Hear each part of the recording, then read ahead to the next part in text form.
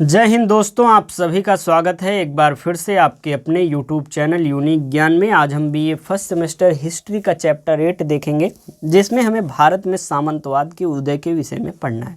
इसके पहले 7 चैप्टर्स हमने आपको बेहतरीन तरीके से करा दिए हैं। अगर आपने नहीं देखे हो तो चैनल पर विजिट कीजिए, प्लेलिस्ट आपको मिल जाएगी BA first semester history classes के नाम से, जहाँ पर सबसे पहले आपको सिलेबस देखने को मिलेगा। उसके बाद जो है चैप्टर वाइज क्लासेस जो कराई गई हैं आपको वहाँ पर देखने को मिल जाएगा।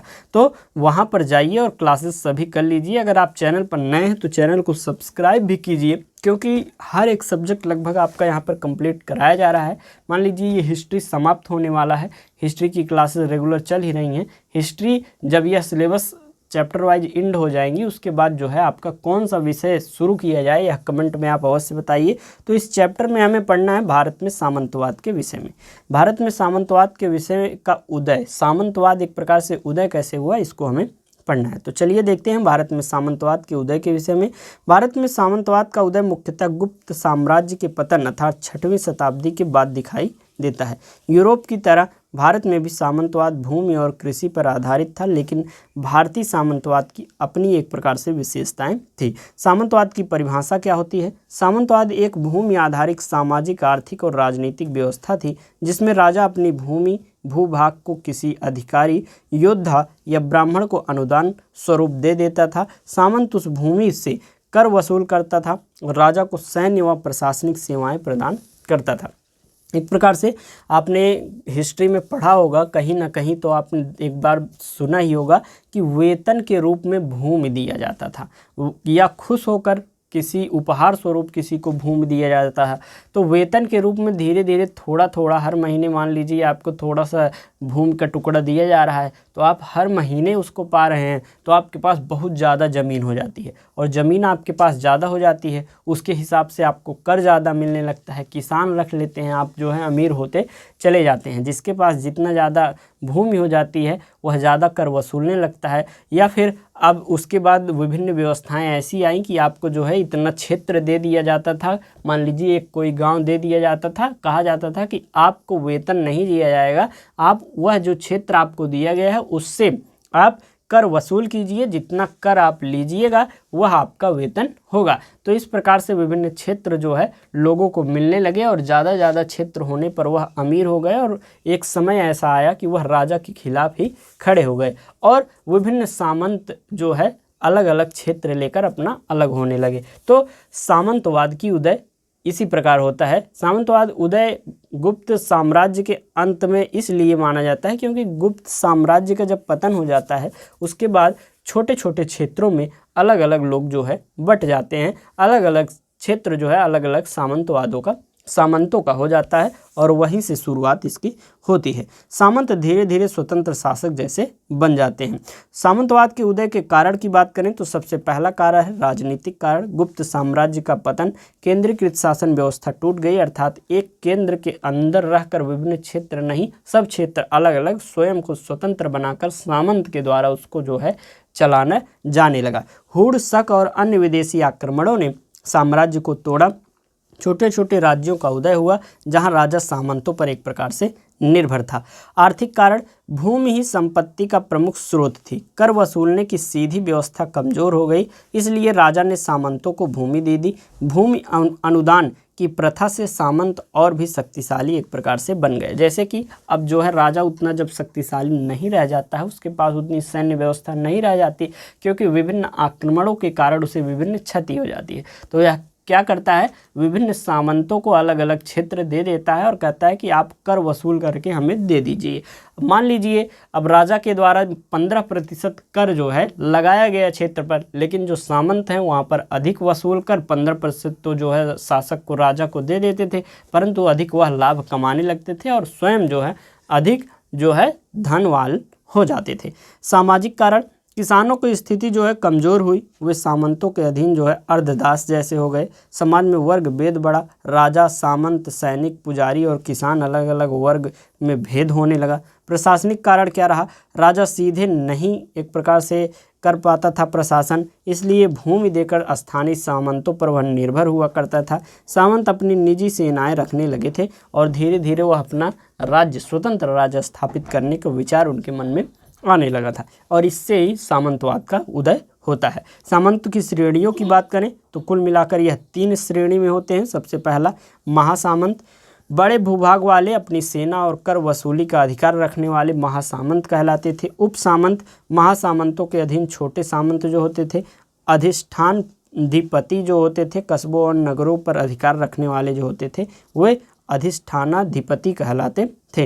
राजभक्त और नरेशक, राजा के अधीन रहते हुए भूमि पर नियंत्रण करने वाले राजभक्त या नरेशक कहलाते थे। कुल मिलाकर 4 आपके जो हैं महंत सामंत होते थे, उनको विभाजित किया गया था। आगे हम देखेंगे सामंतवाद की विशेषताओं के विषय में। तो भूमि अनुदान पर आधारित शासन व्यवस्था थी।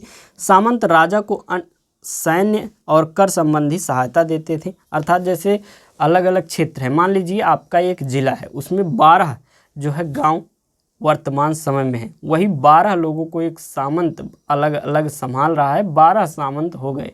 अब वह अपने अपने क्षेत्रों में कर तो वसूल ही रहे हैं, साथ ही साथ वह अपनी सेना भी रखने लगते हैं। कुछ जगह तो जहाँ पर केंद्रीय शासन एक प्रकार से पावरफुल थी, शक्तिशाली थी, उसमें जब युद्ध होता था तो सभी सामंत अपनी सेनाओं को लेकर एक प्रकार से पहुंच जाते थे, युद्ध में उनकी सहायता करते थे। परंतु कुछ सामंत ही जब शक्तिशाली हो जाते थे तो वह राजा के एक प्रकार से गद्दी पर बैठने की एक प्रकार से मन लेकर, इच्छा लेकर राजा पर ही आक्रमण कर देते थे। तो आगे हम देखेंगे किसानों का शोषण बढ़ा, वे बंधुआ मजदूर की तरह हुए। हमने आपको बताया कि अधिक कर वसूलने लगे थे सामंत। प्रशासनिक विकेंद्रीकरण हुआ, हर क्षेत्र में अलग सामंत शक्तिशाली हो गए। धार्मिक संस्थाओं, मंदिरों, मठों को भूमि दान ने भी सामंतवाद को एक प्रकार से बढ़ावा दिया। प्रभाव क्या क्या हुए? सबसे पहला सकारात्मक प्रभाव, नए कृषि क्षेत्रों का विकास हुआ, स्थानीय प्रशासन को स्थिरता मिली, गांव स्वायत्त इकाई के रूप में एक प्रकार से विकसित हो गया। और नकारात्मक प्रभाव क्या क्या रहे? किसानों का शोषण और दासता जैसी स्थिति आ गई, राजसत्ता का पतन हुआ, छोटे छोटे राज्यों में विखंडन हो गया, विदेशी आक्रमणों का सामना करना कठिन हुआ, व्यापार और शहरीकरण में गिरावट देखने को मिला। जैसे कि सामंत जब हो गए तो वह छोटे छोटे राज्यों में विखंडित हो गया और कोई विदेशी आक्रमण जब होता था तो छोटे जो क्षेत्र होते थे उसको वह जल्दी से जीत लेते थे। एक प्रकार से उनमें कोई एकता की भावना नहीं रह गई थी, तो छोटे छोटे क्षेत्रों को वह जीतते चले जाते थे। इससे जो है विदेशी आक्रमणों का सामना करना भी कठिन हो गया था। जो यह पढ़ाया जा रहा है आपको, इसके नोट्स आपको जो है दिए जा रहे हैं। तो नोट्स प्राप्त करने के लिए आपको बताया गया है कि जो व्हाट्सएप नंबर दिया गया है 86 048 46 796, ये व्हाट्सएप नंबर आपको डिस्क्रिप्शन बॉक्स में भी दिया गया है। इस पे आप मैसेज करेंगे, अपना कोर्स टाइटल किसी यूनिवर्सिटी के हैं और अपना नाम बताएंगे। उसके बाद मात्र 25 रुपये में, सोचिए 25 रुपये आपके लिए इतना है कि आप जाके चाट खा के चले आते हैं। तो 25 रुपये में एक सेमेस्टर की एक विषय की पूरी तैयारी आपकी कराई जाएगी। अर्थात चैप्टर वाइज नोट्स आपको दिए जाएंगे, प्रीवियस ईयर क्वेश्चन पेपर आपको दिया जाएगा और जब आपका एग्जाम नज़दीक आएगा तो एक मोस्ट इंपॉर्टेंट क्वेश्चन के नोट्स भी आपको दिए जाएंगे। तो कुल मिलाकर बेहतरीन तैयारी कराई जाएगी और आपको यहाँ से सीधे सीधे प्रश्न भी देखने को मिलेंगे। तो इसलिए अगर आप चाहें तो जो है ग्रुप में जुड़ने के लिए मैसेज करिए व्हाट्सएप पे, अपना पेमेंट करिए। मात्र 25 रुपये एक विषय के चाहिए। हालांकि तीनों विषय अगर आपको चाहिए, पॉलिटिकल साइंस की भी क्लासेस चल रही हैं, सोशलॉजी की भी क्लासेस चल रही हैं, ज्योग्राफी की क्लासेस चल रही हैं, उनके भी नोट्स चाहिए। तो 25 रुपये हर एक विषय का है। तो आप जो है पेमेंट करके ग्रुप में जुड़ जाइए और अच्छे से अपनी तैयारी करिए। जो नहीं जुड़ते हैं उनका भी कोई एक प्रकार से हानि ऐसा नहीं होगा कि जो ये चीज़ें यहाँ पढ़ाई जा रही हैं वही आपको नोट्स वहाँ पर दिए जा रहे हैं। तो आप चाहें तो जो है यहाँ पर पढ़िए और इसी जो वीडियोस से अपना जो है हैंड रिटन नोट्स बना लीजिए और अच्छी तैयारी आप कर सकते हैं। आगे हम निष्कर्ष रूप में देखें तो भारत में सामंतवाद का उदय गुप्तोत्तर काल की भूमि अनुदान प्रथा, राजनीतिक विघटन और आर्थिक कृषि निर्भरता से हुआ है। इस व्यवस्था ने भारतीय समाज और अर्थव्यवस्था को गहराई से प्रभावित किया। जहां एक ओर सामंतवाद ने कृषि विकास और स्थानीय प्रशासन को स्थिर किया, वहीं दूसरी ओर किसानों की दयनीय स्थिति और राजनीतिक अस्थिरता का भी एक प्रकार से कारण यह बना। कुल मिलाकर यह चैप्टर आपका हुआ यहाँ पर समाप्त। आप जो है अच्छे से तैयारी करिए। कोई भी डाउट हो तो कमेंट में अवश्य पूछिए। वीडियो कैसी लगी कमेंट में हमें बताइए। वीडियो को लाइक भी कीजिए। ये आपका टेलीग्राम चैनल है, यहाँ पर जो है विभिन्न आपको जो है नोटिफिकेशंस दिए जाते हैं। मान लीजिए आप किसी भी यूनिवर्सिटी के हों, Veer Bahadur Singh Purvanchal university, Ram Manohar Lohia university, Deendayal Upadhyay university Delhi university, या उत्तर प्रदेश की कोई भी आप यूनिवर्सिटी के हैं, तो लगभग यूनिवर्सिटी के नोटिफिकेशंस वहाँ पर आपको दिए जाते हैं कि कब एग्ज़ाम होंगे, कब स्कॉलरशिप फॉर्म आएगा, कब टाइम टेबल आते ही टाइम टेबल भेज दिया जाता है। तो विभिन्न जानकारी के लिए आप इस ग्रुप में जुड़ सकते हैं। आपस में डिस्कशन करने के लिए डिस्कशन ग्रुप ज्वाइन कर लीजिए, या फिर हम वहाँ पर सीधे भी प्रश्न पूछ सकते हैं। ये टेलीग्राम चैनल है, यह भी आप ज्वाइन कर सकते हैं। टेलीग्राम नहीं, व्हाट्सअप चैनल है, उसका भी लिंक आपको डिस्क्रिप्शन बॉक्स में दिया गया है। और ये व्हाट्सअप नंबर है। 25 रुपये full notes, previous year question paper के नोट्स, और जो है आपको मोस्ट इंपॉर्टेंट क्वेश्चन की वीडियो के नोट्स भी दिए जाएंगे। तो चैनल को सब्सक्राइब कीजिए, वीडियो लाइक कीजिए, कमेंट एक अवश्य किया करिए। मिलते हैं नेक्स्ट वीडियो में। धन्यवाद।